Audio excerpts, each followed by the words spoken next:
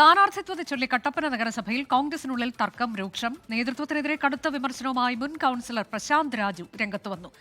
ചാതുർവർണ്ണ വ്യവസ്ഥയാണ് കോൺഗ്രസിലുള്ളതെന്നും പ്രവർത്തന മികവിന് ഒരു അംഗീകാരവും ഇല്ലെന്നും പ്രശാന്ത് രാജു ഫേസ്ബുക്കിൽ കുറിച്ചു.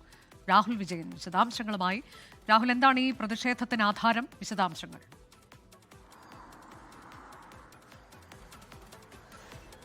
അനുജ, സ്ഥാനാർത്ഥി നിർണയ ഘട്ടം മുതൽ തന്നെ ഈ കട്ടപ്പന നഗരസഭയിലെ കോൺഗ്രസിൽ വലിയ പൊട്ടിത്തെറികൾ ഉണ്ടായിട്ടുണ്ടായിരുന്നു. മാത്രമല്ല AICC അംഗവും മുൻ MLA-യുമായിട്ടുള്ള EM അഗസ്ത്യയുടെ സ്ഥാനാർത്ഥിത്വം അത് വലിയ തരത്തിലുള്ള പ്രതിഷേധത്തിനിടയാക്കുകയും ചെയ്തു. ഇത് തന്നെയാണ് ഒരു വിഭാഗത്തെ വിമത പക്ഷത്തേക്ക് നീക്കുകയും ചെയ്തത്. 10 വിമത സ്ഥാനാർത്ഥികൾ ഈ കോൺഗ്രസിന് കട്ടപ്പന നഗരസഭയിലുണ്ട്. അതിൽ പ്രധാനി തന്നെയാണ് പ്രശാന്ത് രാജു.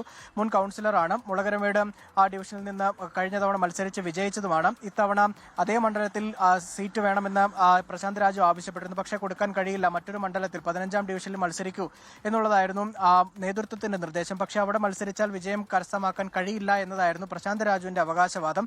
ഇതേ തുടർന്നാണ് യാതൊരു തരത്തിലുള്ള പരിഗണനയുമില്ല, വിജയസാധ്യത പരിഗണിക്കാതെ ഒരു വിഭാഗം ആളുകൾ അടച്ചിട്ട മുറിയിൽ കുറച്ച് സ്ഥാനാർത്ഥികളെ പ്രഖ്യാപിക്കുന്നതിന് വേണ്ടി ചേർന്നു എന്ന തരത്തിലുള്ള വിമർശനമുയർന്നു.